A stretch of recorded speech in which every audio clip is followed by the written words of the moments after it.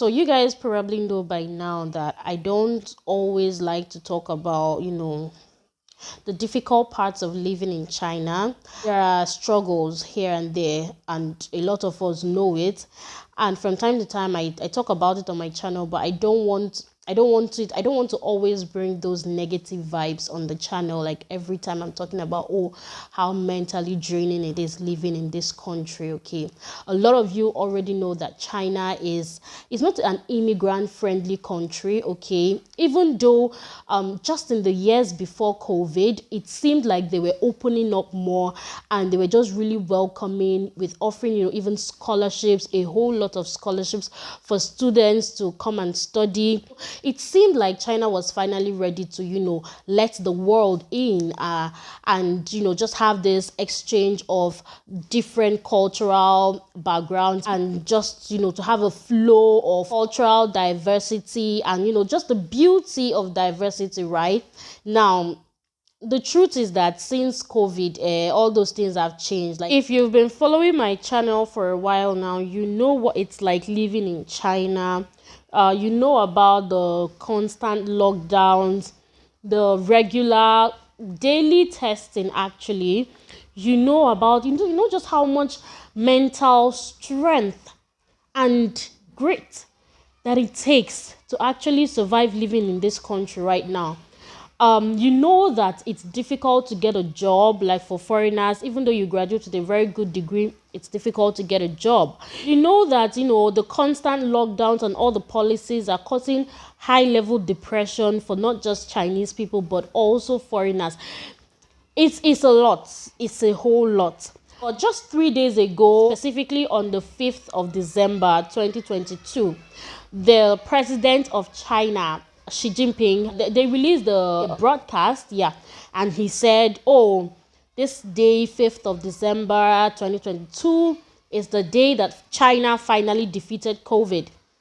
And the broadcast is like, finally, we've defeated COVID, and this day is going to go down in the annals of history as the day that China finally defeated COVID, and how all the testings are going to stop, and you no longer require to have like COVID negative results or even show green codes, right? It was everywhere. Okay, everybody was carrying it on WeChat because there were so many write-ups about it.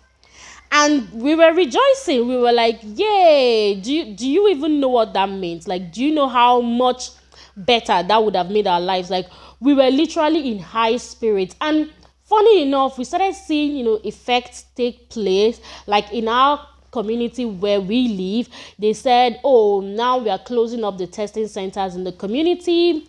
You don't have to come and do tests every day. And I gleefully shared the notice our community wrote in a couple of groups, and I'm like, yeah, you guys, it's real, it's happening, we're actually free, or so we thought. Now, something happened to me yesterday and I just felt tired. You know when you are tired in your spirit, like your spirit gets tired. I went to do COVID test because even though they said, COVID tests are no longer required, green health codes are no longer required, apparently a whole lot of places require to see 48-hour COVID test. Let me know what it's like in your city, in your province, where you stay. I knew that obviously it would take some time, for the policy to actually take effect in every part of China. But then I wasn't prepared for the shock of what I was getting just, the few days after the broadcast was made. Okay, a whole lot of places. I think on the 6th, after they made the broadcast, on the 6th, the metro didn't require for 48-hour COVID test. But like on the 7th of December, they started requiring it again. And apart from the metro, a whole lot of other places, apparently people who work still have to show COVID test results. People who go to school still have to show COVID test results. So if your child goes to nursery school or primary school or middle school, they have to always have COVID test results. So now I'm like, what's going on? Who is fooling who? Like, what's going on? Yesterday, because I had some places to go to that required COVID test, I had to go and do a COVID test yesterday. And mind you, because they had closed down the testing center in our community, I had to travel a distance. When I say a distance, I mean a distance. I had to take the bus, and I had to sit on the bus for a good 28 minutes or so. I sat on the bus for 28 minutes, and then it took me to the next closest testing center to where I live. And then I had to also walk from where the bus stopped me. I had to walk like 5, 6, 7 minutes to the testing place. Now I get to the testing place, and you are not going to believe what I beheld with my eyes. If you see the long queue of people who came to do COVID test, and I'm just like, say what? What a one? What is going on here? A whole long queue of people. Like the queue was going. I made a video that I sent to my husband, so I'm definitely going to put it up here. A queue that was going, then it would bend, then it would bend, then it would bend, and there was only one testing point. Like it's only one person that is serving that amount of people, and I'm just like, hey, okay. What are you guys not telling us? What's not being said? Because if you guys say that they don't require COVID test anymore, why are this whole lot of people coming out here to do COVID test?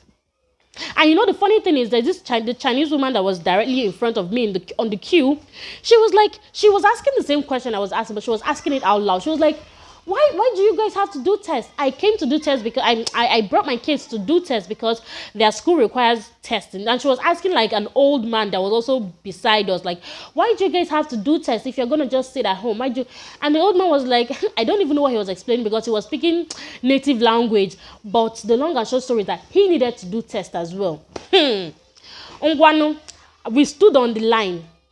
I got to that place around 3:58 p.m.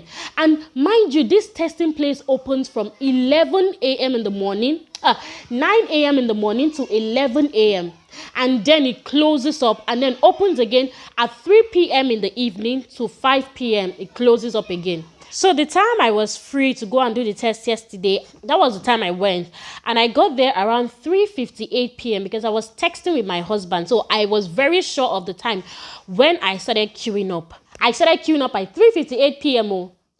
And the queue was going gently moving. Because why? There are tons of people and there is only one person doing the test. As we were going, as the queue was going and going, I realized that the time was after 4. Not just after 4. In fact, I think when my brain started to calculate was when it was like 4:30. 4:30. As at 4:30, the people in my front were still a whole lot. And then we started to think, wait, when these people say they close by 5, does it mean that if it gets to 5 o'clock, they're going to close up their window, regardless of whether there are still people on the queue waiting to be tested? And the woman was like, I'm not sure. I don't think they should do that. That would be so rude. And in my mind, I know that there's nothing these people cannot do. There's nothing that is above them to do. So I was just like, hey, my prayer became, my father. Anything that will not make this queue get to my turn before it gets to 5 o'clock, please remove it. Adura. Men and brethren, as the time was tickling, the queue was tickling. Like the queue was going tickly. The next thing I looked at my phone, 4:50. When it was 4:50, security started coming. They say, it might not get to you. If you want to do tests, so you better go to the hospital and go and do tests. And I'm like, you say what? After queuing for 1 hour, something minutes, it will not get to us. I said, hey, increase prayer. I told my husband, hey, start praying. Because it was as if the queue was getting to me, but then there was very little hope. But I was thinking, I was just hoping against hope that even if it gets to 5, they will at least do to, say, 5:10 or 5:15, or I don't know. I just felt like they will not just close 5 on the dot. I was sorely mistaken. It shall reach 5 o'clock. They said, okay. They counted 1, 2, 3. They said, the rest of the people, go home. We have closed. Hey! Come and see. Kasala boast. Hey. Even the Chinese people, they say, what? No way, we are not going home. How can we have queued up for hours? Some of us have been here for almost 2 hours because there were still people even in my front that we did not get to. Some of us have been here for 2 hours and you're telling us to go home? No way. Why didn't you come and inform us when we were queuing up at the beginning that once it's 5, it will close and it will not get to you, so you better start going away now. Like, you've wasted our time and you want us to go home? No way, you're going to do tests for us. Hey, come and see where Chinese people are gingering. Hey, I sure brought out my phone and I did one short clip that I will also insert here for you guys to see. Like, it was not funny. It was not funny at all. Like, some people wanted to, like, there was a lady there particularly that I liked her vibe. She was like, call the police. I'm not leaving this place. Do your worst. I was, myself, I did not even have talk. I was just looking at them and I was like, yes. You people keep doing it. They must do tests for us. But men and brethren, lie, they no agree. They didn't agree. They did not agree to do tests for us.